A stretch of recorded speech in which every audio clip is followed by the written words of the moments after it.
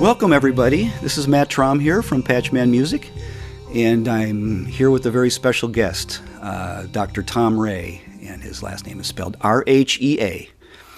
Tom introduced analog synthesizers internationally as a Moog clinician, a functional design consultant, and artist relations specialist, a documentation writer, and marketing executive.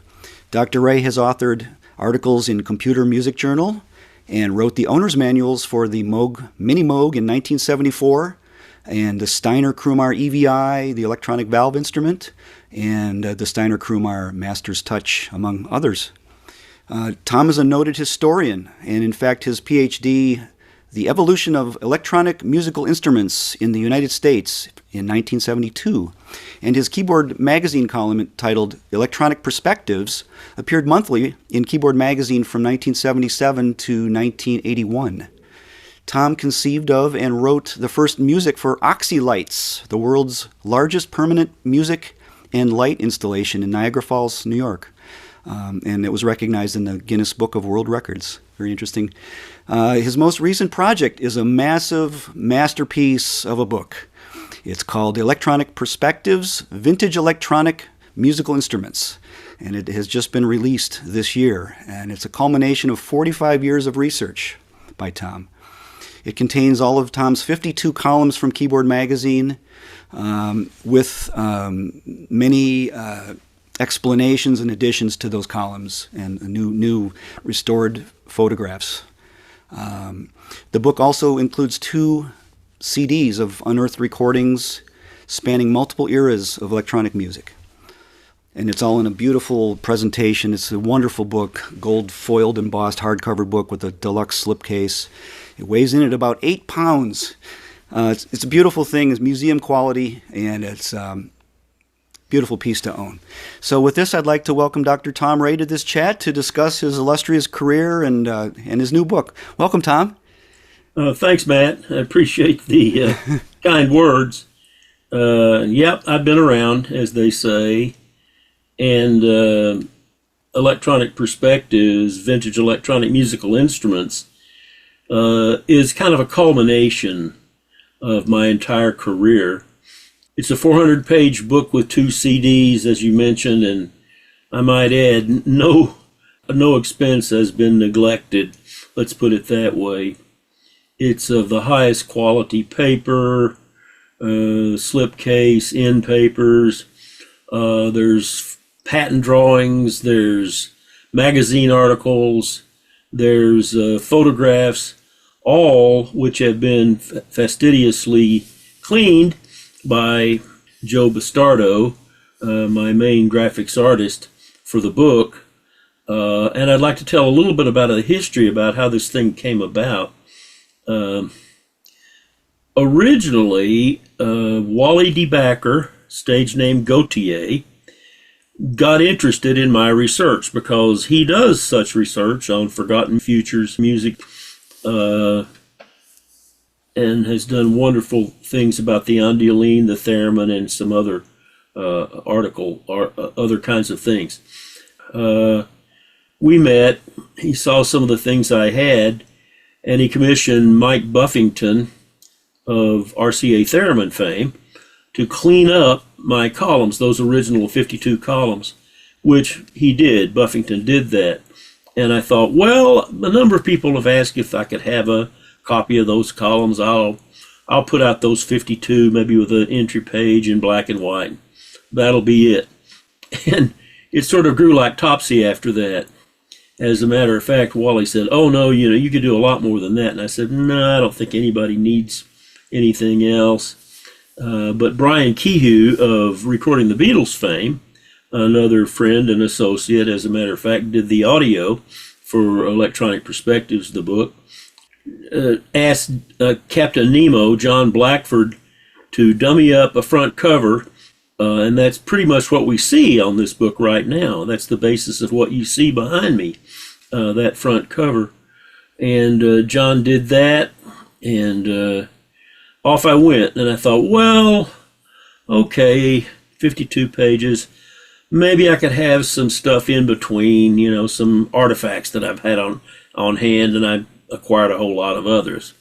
So I started doing that, and then at one of those AES meetings at Laurie Spiegel's in New York City, Wally was there, and Brian was there. A number of people were there, and Wally said, "Well, you could have some color." I said, "Oh, no, it's too expensive to have color."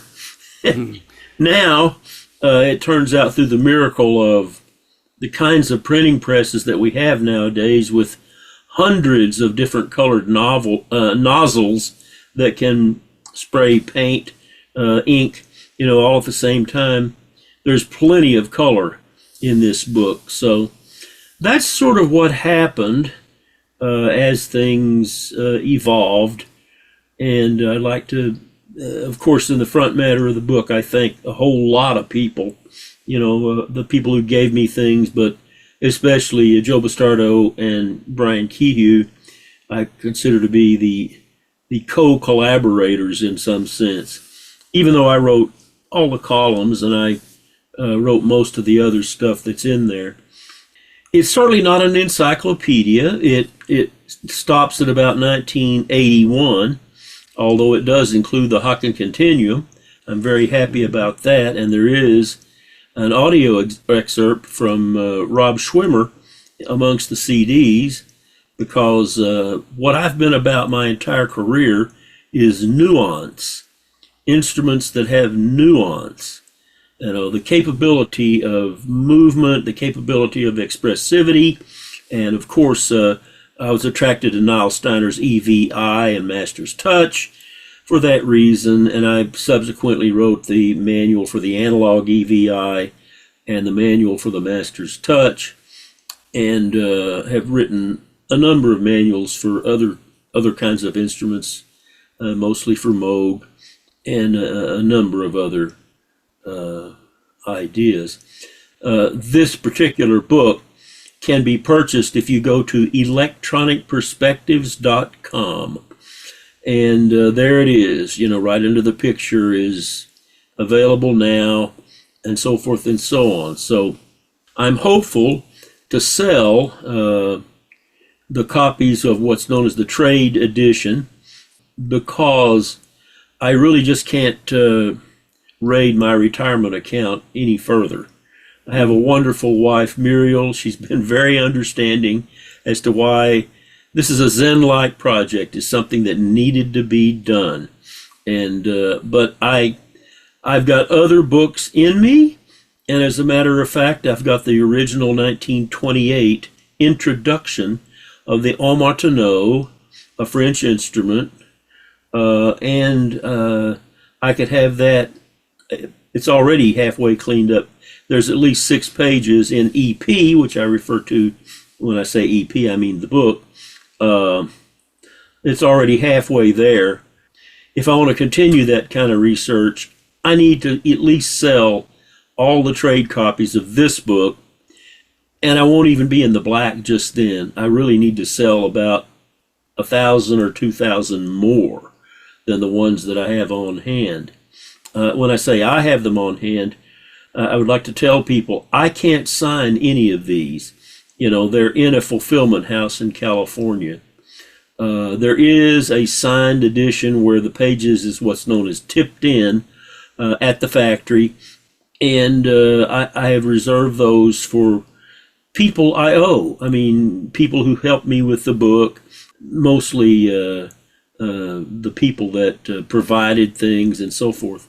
Well, let me say the book is a beautiful presentation. As I said, it's just highest quality all around. The pages are nice and thick, they're color, and they're beautifully printed.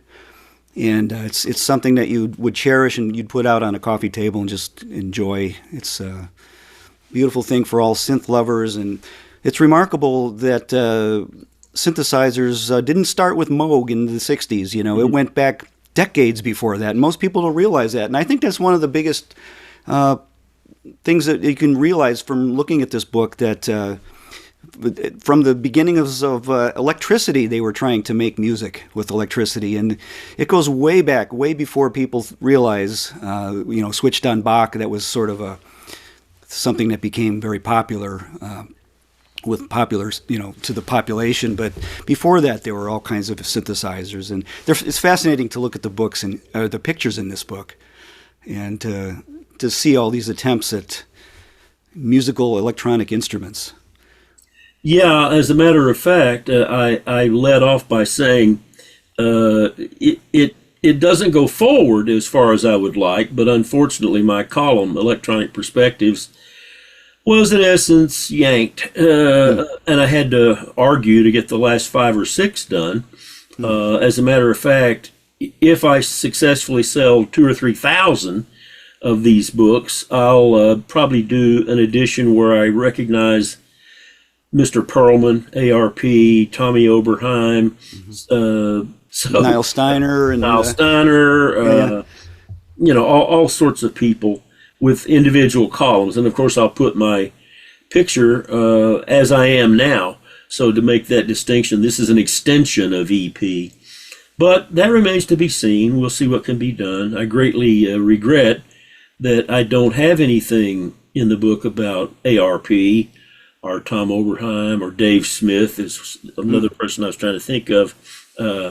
But certainly there would be probably 10 or 12 new columns and all the pictures and patent drawings and so forth as I've done for the old. Now, going backwards, I'm happy to say that basically the book starts about 1759, in which there was a electric clavichord, they called it. It was actually a carol on it. It played bells, by the traction repulsion idea of going back and forth between positive and negative and 2 bells and ringing and making music.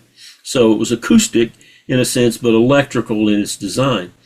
And that goes all the way up through the Cahill Telharmonium, 1896, and that complete story. It goes through the theremin, it goes through the El Martineau, it goes through the Trautonium, and it goes into library music and how people were using synthesizers for ready-mades for whatever production you happen to have. So, as I mentioned, it's not an encyclopedia. It's a Valentine for those who love electronic musical instruments. It's not intended to be an encyclopedia. So it is what I hoped it would be, and that's how I hope it will be judged. I think it's a work of art, and I in some ways I helped cause that, but in some ways it was because of the printers and Artron Printing America, who helped package and bundle it, Hal Belmont and Laura Belmont out there in California. And of course with the help of many, many people, but people can argue about my historical perspective. I have what I call a cabbages and kings. You're as likely to find a photograph or a patent or a photograph from a very respected archive in Germany right next to a page from Popular Mechanics. For me, it's all part of the story. And one of the things I'm fond of pointing out is there's the canonic pioneers, and then there are some forgotten pioneers. Well, example like Raymond Scott. When Erwin Chuzet has done a wonderful job of bringing his story forward, as well as Sun Ra's story. And that's in the book, in the EP book. And Raymond Scott was actually doing things long before the canonical figures in the field. For instance, and of course, John Cage is justifiably famous and should be. But when he did 4 minutes and 33 seconds, which is, for people who've never heard it, the performer comes out, lifts the fall board of the piano, puts it back down, never touches the piano, never plays a sound. And of course, the piece is intended to be the bewildered sounds of an audience that's wondering, what the heck is this guy doing? Well, Raymond Scott, several years long before that, had his quintet, which was actually a sextet, but he didn't like the word sextet, So he named his quintet a sextet. He had them miming by acting like they were playing but not making a sound. Again, long before John Cage. And there are many, many other examples. I respect and admire all of the canonical pioneers in the field. But on the other hand, I bring forward Louis and B.B. Barron, who did Forbidden Planet. There's a pages for them in EP. So, in general, like I say, it's cabbages to kings, and no apologies there. People might complain about the content or the fact that it's not encyclopedic, or my cabbages and kings viewpoint about history, but there's no way they'll be able to fault the production values. They are superb. Absolutely. And I'm very proud of that. So what I'm saying is, for people who love electronic musical instruments, I think you'll like this book and the CDs that accompany it. It's almost an advantage that it's not an encyclopedia. You just kind of open it up and enjoy it. You know, it's not a thing from the beginning to end in chronological order or anything like that. It's just enjoyable to browse through and realize that there was all this development that happened before anybody knew. And you mentioned Raymond Scott. You know, most people have heard of him actually, or have heard his music. They don't realize it because he wrote a lot of the cartoon music for Warner Brothers. And yep. There was that bump bump bump bump bump bump bump, that work song. I forget what the name of that piece was, but Powerhouse. Powerhouse, yeah. I don't think that was an electronic piece, but boy, what a group that was. It was unbelievable. Yeah, I mean, Raymond Scott was in movies, and he was one of the Lions. He did the Lucky Strike Hit Parade on radio, and his name was actually Warnow. He was Mark Warnow's brother, but took a different stage name, you know, for obvious reasons. But yeah, I'm interested in those stories in particular because I see history as something that's happening now. That's another viewpoint that I have. There are a number of people that are doing history the way I think it should be done. Wally DeBacker, stage name Gautier. Brian Kehoe with a video series he's got. Dave Bryant, who's done a series of interviews, there's just a few people doing these kinds of things in the now. And I spoke at the Smithsonian many years ago because I had a standard history lecture. It's kind of interesting, by the way. I worked with Bob Moog for years and years. And when Bob didn't want to do a gig, he would give it to me. I've been invited to speak at the Smithsonian, Tom, but I don't want to go there. You want to do it? I said, well, yeah, I think so, Bob. There you go. So when I spoke there, I told them this viewpoint about history, that we should be collecting the artifacts now, not waiting until they're under 100 years of dust. And it's specifically what I said, and I'll articulate this viewpoint now because I think people still need to hear it. Things that are under 100 years of dust, they'll stay there until somebody comes along and digs them up.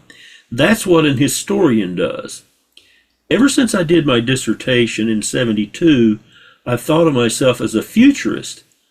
I've been going everywhere telling people this is what we should be doing right now. With all the media we've got, we could have had videotape interviews of all the principles of all of these things that happened, and now many of them are gone, of course. Very unfortunate. So I'm hoping a whole new generation of futurist historians will take up the banner and say, yes, I'll go do that. You know, I'll make history now, because I guarantee you 100 years from now, people are going to want to know the things that I was pointing out.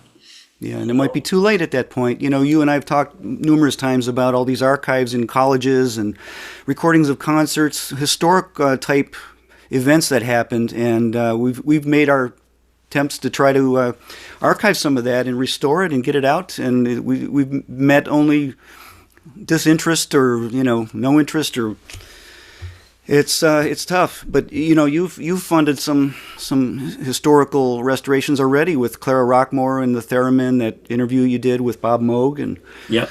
she's gone and Bob Moog's gone, and these things are out now, out of your pocket. So kudos to you. Yeah, as a matter of fact, I have done a few things like that, although, like I say, I can no longer raid my retirement account. I have to call at least a limit at some places, but I've done what I could in helping things get restored, and I just learned, as a matter of fact, from David Mash, my old boss, where I used to teach, that there is a video interview of Bob Moog and a whole bunch of the early pioneers that's pretty much unknown. And I said, I know just the man who could restore that is Matt Traum, because you have restored. And I might mention that a lot of these things we're talking about can be accessed if you go to drtomray.com. Now, I had to call it doctor. I've never used my title. I have an earned PhD. I don't care, But it seems that some graphics artist out in the Midwest has the temerity to have my name locked up. So it had to be Dr. Tom Ray, not just tomray.com. But if you go to drtomray.com on the resources page, you will find hundreds of PDFs, audio recordings, video recordings, and so forth, many of whom Matt Traum has cleaned up. And I'm very proud that will act as a bit of a repository for the things that I think should have happened.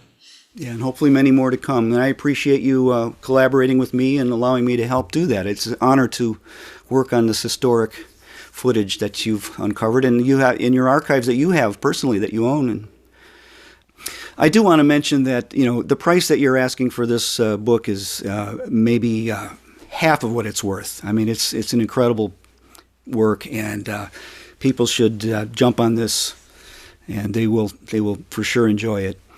Any last words you'd like to mention here before we close down? Only that I hope there are young people out there who will heed my call to become a futurist. People may say, well, that's history. History is right now. The people right now that have not been videotaped, that betrays videotaped, have not been interviewed intelligently. You have to know something to interview somebody. It's a shame that I don't have some kind of an emeritus post at a university where I could, by Zoom meetings, because, getting around is not so easy for me nowadays, advise some young people, look, here's a topic, Harold Boda and his importance, all kinds of people, Benjamin Franklin Meissner, Raymond Scott, Eric Sadeh. I mean, pieces and parts of their story are out there in some form or fashion, but not really to the extent that I think posterity demands. And what I'm saying is anticipate. What will people 100 years from now want to know about what is happening today? Not 100 years hence, or backwards. Today, what is happening today? Who are the instrument designers, the performers, the movers and the shakers? Who are the people that we should be attending to and listening and capturing? Because that's where the color is. History, Henry Ford said that history is bunk. Now, that's an interesting concept.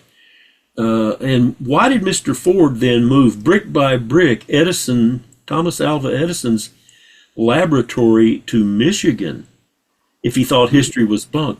Why did he send cinematography crews to capture our American way of life? In actual fact, he knew that history as it's taught in the schools is bunk. And it generally is, because it's taught in a kind of a backward-looking way. And we need to revise our idea about history and realize it's happening now. That's my message. That's beautiful. Well, thanks so much for being with us. And again, if you would like to support Tom's work and purchase his book, you can get information on it and also order it if you'd like at electronicperspectives.com. And if you'd like to learn more about Tom and visit his amazing archive collection on his personal website, it's highly recommended if you're into synthesis and the history of these instruments. That's at drtomrhea.com. That's drtomrhea.com. Thanks again, Thank Dr. you, Matt. Tom. And this was a pleasure, and best of luck with the wonderful book. Thank you much. Take care.